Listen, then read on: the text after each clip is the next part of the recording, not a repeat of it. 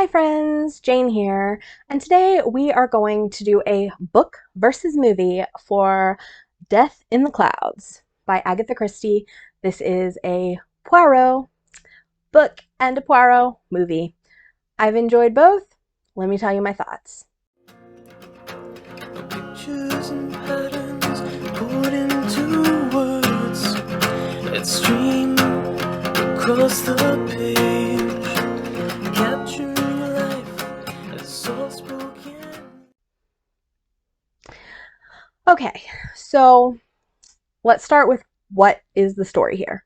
So in this story, we have Poirot investigating a murder on a plane. In this plane, a woman was a poison dart was used as the weapon, and Poirot must investigate it and clear his name because the pipe that was used, presumably to blow this thing, is in the back of his chair. I will tell you, I didn't love either the book or the movie as much as a lot of the other Poirots. This one, both book and movie, were just okay. Some of the things I'm about to say are going to be spoilers for either the book or the movie, so please be aware of that going forward. I will try not to spoil too much. So the first thing is the book and the movie start very differently. So the book, I believe, starts like in the airport before they're getting ready to load up, and we meet a couple people, particularly Jane, who is somebody that we follow. Jane is a character that we follow throughout both the book and the movie as she helps Poirot investigate.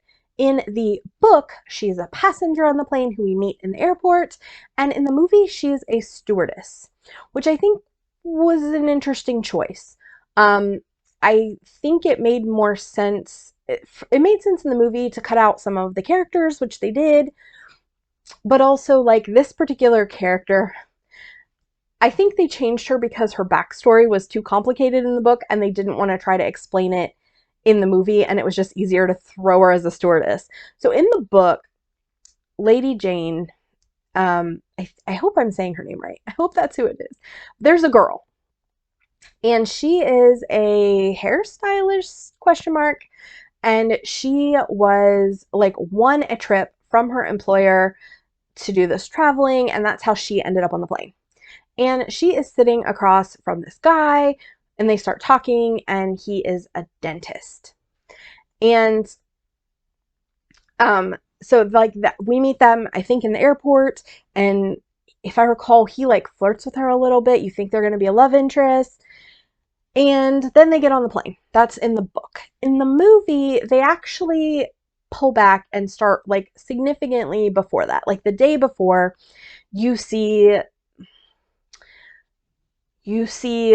a lot of the members, including Poirot, at a tennis match. And then one of the characters who like is meant to be the lead suspect, you see her have a fight with the victim on the plane, and so like you assume that she did it.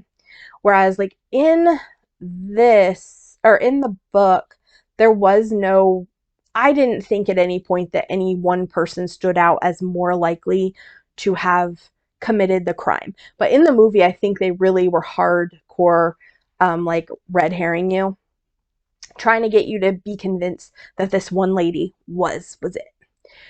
And anyway, so that was a huge change. So the whole beginning is different. In the book, we start in the airport and we don't really get a lot of meeting the characters. And then I think in the movie we get like almost a day beforehand. We get a lot of setup and we get to see these people at a tennis match, and we also have one person who is particularly suspicious. In both, Poirot gets on the plane and he doesn't fly well. He's got some like motion sickness, and so he ends up asleep during the assault. And he wakes up to the steward on both planes going, oh my, is there a doctor in the house? And we have a doctor in the plane, which I don't think in the plane or in the book there's a doctor in the plane. I don't know that there is a doctor in the movie. I think there's just the dentist. But I think there's an actual doctor in the plane on the movie. And also in the book, this is one this is like one section of the plane as opposed to like the whole plane, because like there's a part where they tell you they unloaded half of the plane and then like kept just the people in the section that were suspects. But this, it seemed like it in the movie, it seemed like it was the entire plane and there's only like 5 or 6 people on it, which was kind of weird. So another big difference is in the book, when Poirot gets off of the plane, he sees Jap, and him and Jap are very like friendly, and you know, he Poirot's, it has to actually be like, no, you have to consider me a suspect, because Jap's kind of like, oh, it's fine, I'm not worried about you, like clearly you didn't do it. He has like a lot of respect for Poirot, and they're kind of friends. In the movie they're much more adversarial, and I thought that was interesting. I have watched the series a little bit, and it does seem like in the books, Jap really respects Poirot and has like, he's like the retired, this is what I aspire to be, a little bit more. And in the movies, there's that tension. So in this, you've got Jap who's almost like, well, what are you doing on the plane? You know, um, so then also you have two detectives. And in both the book and the movie, there is a second detective, and he's a French detective, and I cannot remember his name. But he shows up and he's like trying to help, because some of the investigation is in Paris where the lady lived, and then some is like where the plane came from or was going to. I don't remember which one. I think like one's where it was coming from, one where it was going to. So, and the lady lived in Paris, who was deceased.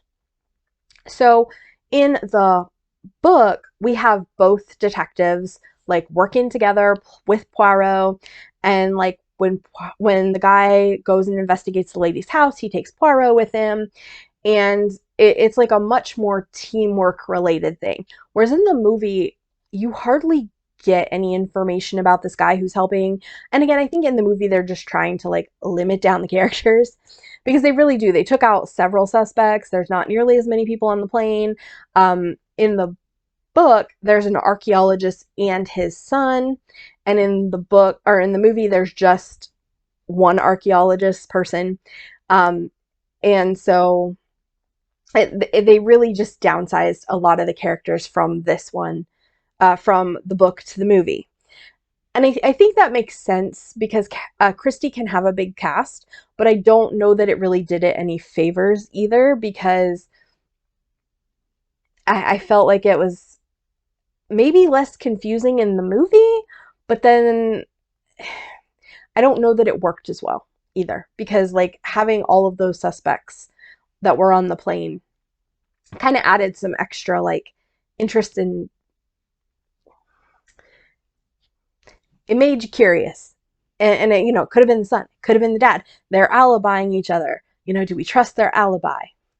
Um, Another big change that was made with characters was there is in both the book and the movie a writer. And in the book, he's a very normal writer, very cool.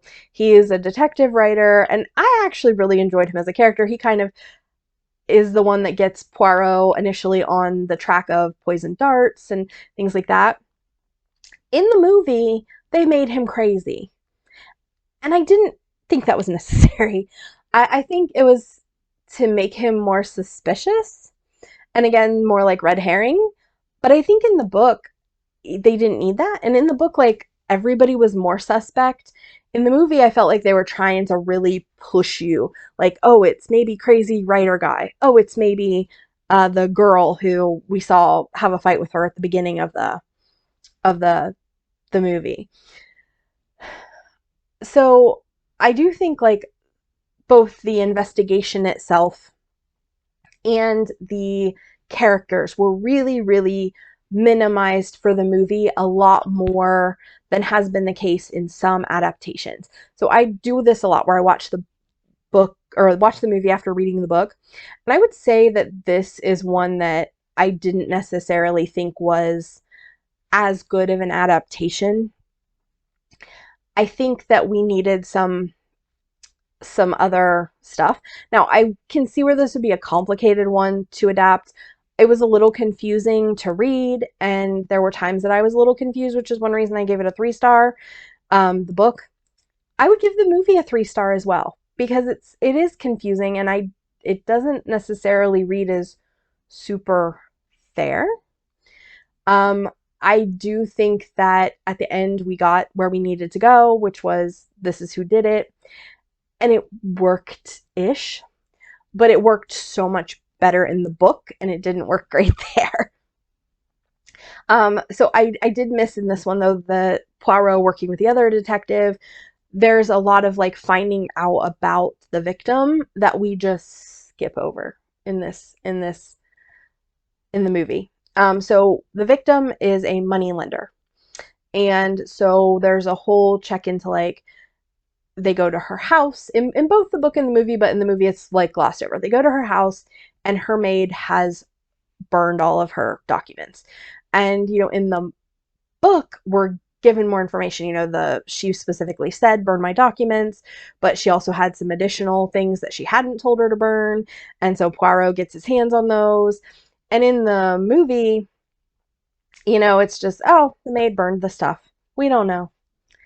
Oh, the maid is going to reveal this piece of information about the lady that is going to help us like get to where we go.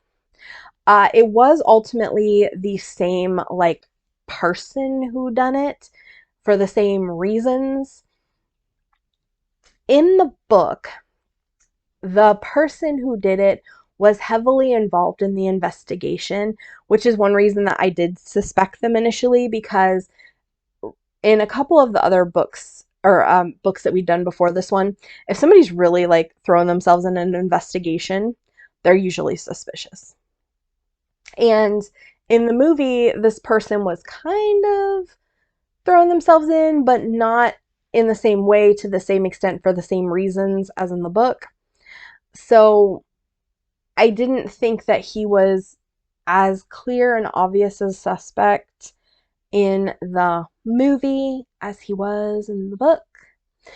In case you're wondering, it was the dentist that did it. The dentist ended up married to the moneylender lady's daughter and was trying to inherit her fortune, question mark. As I said, it was really confusing, both book and movie. Christie sometimes just hits it out of the park, and then some days I feel like she was just doing it to do it. I feel like some books are just brilliant and we get like all the Christie energy, and then some books I feel like she sat down and was like, well, I've got a deadline, I guess I gotta do this. And this felt more like one of the I guess I gotta do this books than one of the really brilliant ones. But I did in this case think both the book and the movie were kind of a miss. They do have the same general plot, they do have the same general reveal, which I find these adaptations typically do stick pretty close. These, the David Suchet versions anyway, do tend to stick pretty close to the book. There have been a couple that didn't, including the Big Four. The Big Four was one that I felt was a much better version as the David Suchet movie than it was a book. So sometimes the movies win. However, just in general, I felt like this was kind of a meh all around. This had changes. I think the changes overall made sense for the screen. I didn't necessarily think the movie was as good as the book. I don't think that either of them were particularly great. And I think the changes made were more for making it easier for the viewer to follow a complex, slightly convoluted story. And that's probably why they made those changes. So I didn't think the changes were like necessarily bad. I just felt like, they took away some of the people that were suspects. They changed some characters, and I wasn't sure they needed to be changed. I thought they really hardcored with some of the red herrings a lot more than the book does. I just kind of overall didn't love the execution of this one. But to be fair, I didn't love the execution in the book either. So yes, this has been book versus movie, Death in the Clouds. Have you read the book, seen the movie? What were your thoughts? Leave them in the comments below. If you can't think of anything else to leave, but you want to support the algorithm, you can leave a little airplane, you can leave a book, whatever you want emoji-wise. I appreciate it. This has been Jane. I'll talk to you next time. Bye!